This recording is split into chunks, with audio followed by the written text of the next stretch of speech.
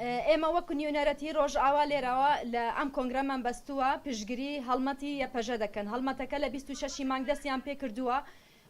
وەکو پشتگیری یەپەژە بۆ مافی یەپەژە لە ناو دەستوردا ئیسبات ببێ بۆیە هەڵمەتەکە جیهانیە بانگەوەزی بۆ هەمووی جیهانی دەکەن جیهانی گشتی کە هەر کەس بەشداری ئەم هەڵمەتە بێ و ئەم ڕۆژی وەکو بەرەی پشتیوانی ڕۆژئاوا ئەوانەژی پشتگیری ئەم هەڵمەتەیان کردووە ئێستا ڕۆبەرخان لێدوانەکە بوومانەخوێنێتەوە.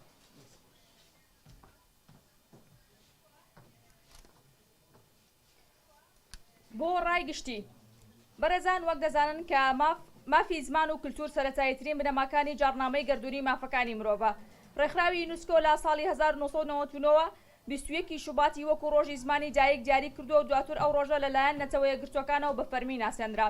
و لە ساڵی 2000ەوە ساڵانە لەو ڕۆژەدا بۆ نەو ئاهەنگی جۆراوجۆر بۆ بەرزڕاگرتنی زمانی دایک ئەنجام دەدرێت و هەوڵ دەدرێت ئەو ڕۆژە ببێتە سونبولی پێکەوە ژیان و فرەزمانی لەسەر تاپای جیهاندا. ئەم ڕۆژەش بۆیە هەڵبژێردراوە چونکە لە 21 شوباتی 1952 لە بەنگلادیش دان بە زمانی بەنگالی دانرا. لە هەمان کاتدا دەبینین لە زۆربەی وڵاتانی دیموکراسی و بە تایبەتیش ئەوروپا ڕێز لە ویستی ئەو هەوڵاتیانەش دەگیرێت کە مافی پەنابەرێتیان پێداون و مافی ئەوەیان پێداون کە فێری زمانی دایک ببن و بخوێنن و ڕێگای کولتور و فەرهەنگی نەتەوەیان لێ ناگیرێت. بەڵام لە ڕۆژهەڵاتی ناوەڕاست و بە تایبەتیش ئەو وڵاتانەی کە کوردستانیان بەسەردا دابەشکراوە بابەتەکە هەتا ئەم ڕۆژ بە شێوەیەکی ترە زیاتر لە 100 ساڵە مافەنەتەوەی و زمانەوانی و کللتوری و ئینسانیەکانمان لێ زەوت کراوە هەرچەندە لە پارچەیەک بۆ پارچەیەکی تر جیاوازی هەیە بەڵام عقلێتەکانی نەتەوەی سەردەست هەمان عقلێتە و هیچ گۆڕانکاریەکی تێدا ڕووی نەداوە. لە باشووری کوردستان لە ساڵی 1970ەوە ئەم مافانە بە دەستور و یاسا ناسێنراوە بەڵام لەو کاتەوە تا ئەمڕۆژ تووشی هەزار چەرمەسەری بووە. ئێستا زمانی کوردی لە ناوچەدا بڕێنراوەکان لە بەردەم هەڕەشە و مەترسی لە ناوچووندایە هەرچەندە لە دەستوردا هاتووە کە زمانی کوردی لە فەرمانگە فەرمیەکانی دەوڵەتدا هاوتای زمانی عەرەبیە بەڵام لە هەرێم بترازێت کاری پێ ناکرێت تەنانەت لە ناو پەرلەمانی عێراقیشدا. لە ڕۆژهەڵاتی کوردستان خوێندن بە زمانی کوردی و ناوی کوردیش قەدەغەیە چەندین مامۆستا و چالاکوان لەسەر خزمەتکردن بە زمان و فەرهەنگی کوردی لە زیندانەکانی دەوڵەتی ئێراندان و حکمی جۆرە و جۆریان بەسەردا سەپاوە. لە باکووری کوردستانیش قەدەغەکردنی زمان و جلوبەرگ و گۆرانی و کللتوری کوردی 100 ساڵە درێژەی هەیە هەرچەندە زیاتر لە ساڵێکە باز لە پرۆسەی ئاشتی دەکرێت و چەندین هەنگاوی بۆنراوە بەڵام سەرەتاییترین مافەکانی مرۆڤ لە مافی زمانی نەتەوەیەتی هێشتا جێبەجێ نەکراوە و نەچۆتە چوارچێوەی دەستور و یاساوە بەڵام لەوێ وێڕای قەدەغەکردن لە ساڵی 2006ەوە هەموو ساڵێک لە 15 ئایاردا ڕۆژی زمانی کوردی بەرز ڕادەگیرێت لەم ڕۆژەش بۆ ئەوە دەگەڕێتەوە کە یەکەم گۆڤاری کوردی بە ناوی هاوار لە 15 ئایاری 1932 دەرچوو وەکو ڕۆژی ڕاستەقینەی یادکردنەوەی زمانی کوردی مامەڵی لەگەڵ دەکرێت کە نزیکەی 100 ساڵی بەسەردا تێدەپەڕێت و بە درێژایی ئەم ماوەیە زمانی کوردی قەدەغە بووە و ڕێگری لێکراوە.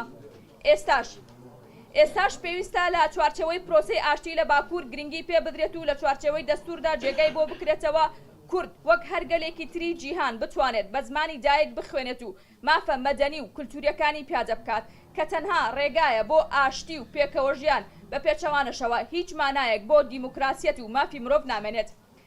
هەرچی ڕۆژئاوای کوردستانیشە وەکو ئاگادارین کە لە مانگی 2026ەوە ڕێکەوتنێک لە نێوان هێزەکانی سووریای دیموکرات و کورد بەگشتی و حکوومەتی سووریا بە سەرکردایەتی ئەحمەد شەرع واژۆکرا ئەم هەنگاوەش بە مەبەستی کۆتایی هێنان بە ململانیەکان و یەخستنی هێزە کوردیەکان لە ناو سوپای سووریادا بە لەبەرچاوگرتنی پاراستنی تایبەتمەندێتی ناوچە کوردیەکان و هێزە کوردیەکان هەروەها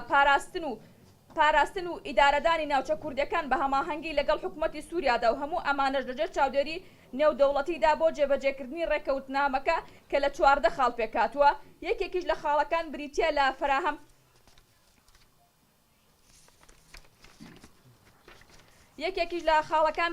فراهەمکردنی مافە ڕۆشنبیری و کەلتوری و مەدەنیەکانی گەلی کورد کە لەوێش دیسان نزیکەی 100 ساڵە هەموو ئەو مافانە قەدەغەکرابوون. وەکو زۆرینە ئاگادارن لە ساڵی 2012 کورد لە ڕۆژئاوا لە ناوچەکانی خۆی بە زمانی کوردی خوێندوویەتی و نەوەیەکی تەواو گەورە بوون و بە زمانی کوردی خوێندنیان تەواو کردووە بەڵام دیسان حکوومەتی سووریا خەریکە لە ڕێکەوتنەکانی خۆی دەدزێتەوە و پاشەکچە دەکات. لەلایەک دان با بڕوانامەی ئەو کەسانەدا نانێت کە بە زمانی کوردی خوێندویانە و لەلایەکی تر هیچ ئاماژەیەک نییە بۆ جێبەجێکردنی ئەو خاڵانەی ڕێکەوتنیان لەسەر کراوە. حکوومەتی سووریا خۆی دەدزێتەوە لەوەی کە زمانی کوردی بچێتە ناو پرۆسەی خوێندن و دەیانەوێت وەکو وانەیەکی لاوەکی بخوێنرێت. لەلایەکی تر خۆیان دەدزنەوە لە دۆزینەوەی ڕێگەچارە و تێکەڵکردنی یەکینەکانی پاراستنی ژن یەپەژە لە ناو سوپادا و تایبەتمەندێتی پێ بدەن.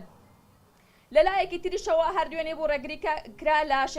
شێخ مورشید غەزنەوی لەوێ بگەڕێتەوە بۆ سووریا تا بەشداری بۆنەی ڕێزگرتن لە زمانی کوردی بکات. هەموو ئەمانە وا دەکەن کە پێویستە کورد بە وریایانەتر مامەڵە لەگەڵ دۆخەکە بکات و هەم هەوڵی پتەوترکردنی ڕیزەکانی بدات.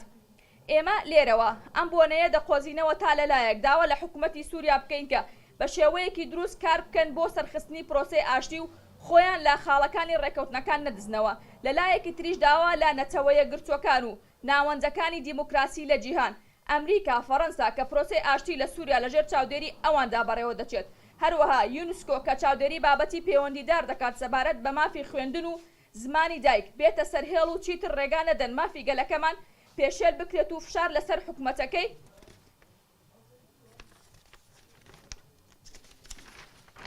ئەحمەد شەرع دروست بکەن تا بچێتە پای جێبەجێکردنی ئەو ڕێککەوتنا کە خۆیان واژۆیان کردووە. هاوکات داواکارین لە سەرجەم کوردستانیان هەر ڕێگەیەکی مەدەنیانە بە گونجاو دەزانن لەو پێناوەدا بیگرینە بەر. هەروەها ئێمە شۆک و بەڕێی پشتیوانی و نوێنەرایەتی لێرە بەردەوام دەبین لە چالاکی مەدەنیانە تاوەکو بەدەستهێنانی مافەڕەوەکانی گەلەکەمان. نەمری بۆ شەهیدان سەرکەوتن بۆ خەباتی ڕەوای گەلەکەمان